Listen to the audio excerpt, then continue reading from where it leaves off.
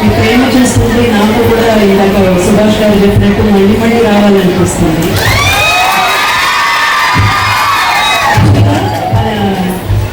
రామకృష్ణ గారు చెప్పినట్టు నా కోసం డేట్ కూడా చేంజ్ చేసి పెట్టుకున్నాను.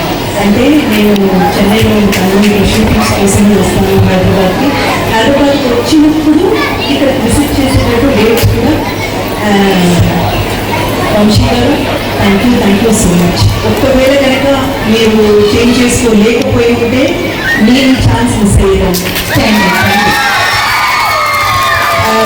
యాక్చువల్గా పిల్లలు అందరు ఇక్కడే ఉన్నారు కదా ఓకే, ఎందుకంటే మీతోనే మాట్లాడాలి.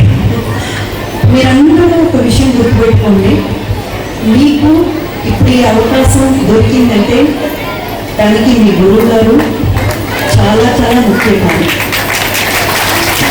సో నేను కూడా బేసిక్లీ ఒక భరతనాట్యం అనుకుంచుకొని కళాకారుని కాబట్టి గురువుకి ఎప్పుడూ కూడా ఏమంటారు కృతజ్ఞతా భావం అంటారు కదా, అది ఎప్పుడూ కూడా మర్చిపోవద్దు.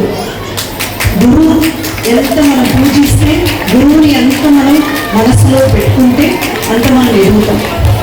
సో ఇప్పుడే కాదు, మీరు ఎదిగి పెద్దవాళ్ళు అయిన తర్వాత కూడా గురువుని ఎప్పుడు మర్చిపోవద్దు. ఇదొకటి. రెండోది ఏంటంటే పిల్లలు మీరందరూ కూడా ఒక విషయం గుర్తుపెట్టుకోవాలి. మీరు ఈరోజు ఇక్కడ ప్రదర్శిస్తున్నారు, మీ గురించి మేము అందరం మాట్లాడుతున్నాము, ఇంకా మీరు ఎత్తుకు ఎదుగుతారు, ఎక్కడో వేరే లెవెల్కి మీరు వెళ్తారు. కానీ దాని అన్నిటికీ మూల కారణం ఎవరంటే మీ తల్లిదండ్రులు.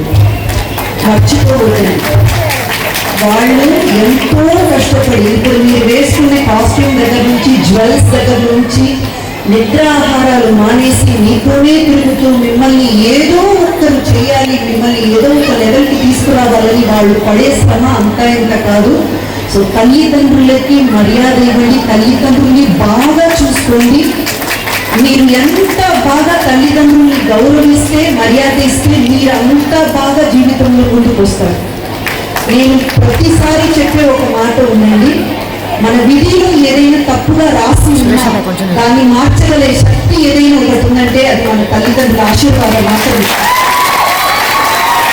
వాళ్ళు మనసారా మీరు మంచిగా ఉన్నా లేకపోయినా, మీరు వాళ్ళని చూసుకున్నా చూసుకోకపోయినా వాళ్ళు మిమ్మల్ని దీవిస్తూనే ఉంటారు, అందులో అసలు సమస్య లేదు.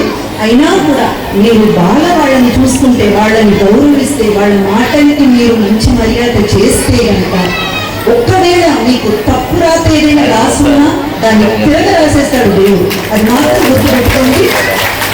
అండ్ ముఖ్యంగా ఇక్కడ నేను మురళీధర్ గౌడ్ గారిని అండ్ మా అభి గారిని ఇందాక ఇంక్లూడ్ చేయడం మర్చిపోయాను. అంటే అప్పుడే కదా డాన్స్ చేశాను, కొంచెం ఆయాసం అన్నమాట. అండ్ మురళి గారు one of the finest artist we have in our industry today. The most versatile performer and the most humble and down-to-earth person.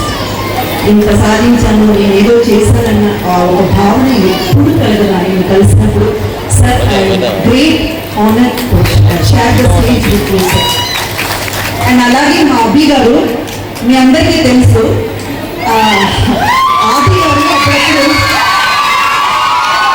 ఒక కామెడీ పెట్టారనమాట, మీరందరూ చూసే ఉంటారు. తెలుసు కదా, ఐపరాది గారు ఆయన శిష్యుడు, తెలుసు కదా, ఆయన అప్పుడప్పుడు ఒక కామెడీ చెప్తుంటారు. అదే సార్ ఇది అభి గారు అక్కడ అరుస్తున్నారు అని అంటే ఆయన క్రమశిక్షణ కోసం చెప్పేదన్నమాట. అదృష్టం వచ్చి తలుపు తట్టినా కాలింగ్ బెల్ ఉండగా తలుపు ఎందుకు తట్టారని గంట క్లాస్ కావాలంట.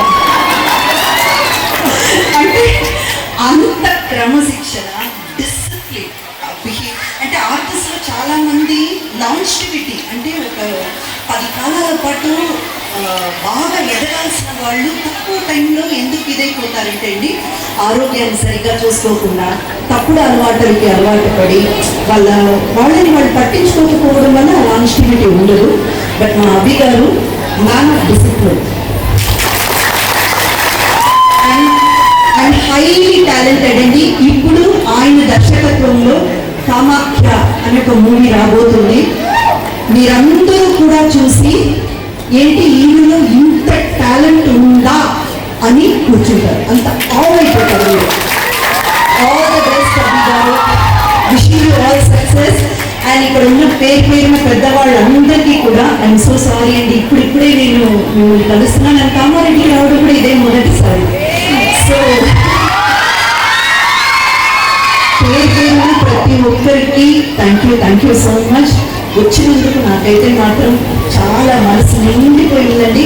పిల్లలందరికీ కూడా ఇంకా ఎదగాలని మనస్ఫూర్తిగా ఆశీర్వదిస్తుంది. అందరికీ కూడా thank you so much. And once again ఇలాంటి ఒక మంచి కార్యక్రమానికి నేను రావడానికి ముఖ్య కారకులైన రామకృష్ణ గౌడ్ గారికి ప్రత్యేక ధన్యవాదాలు.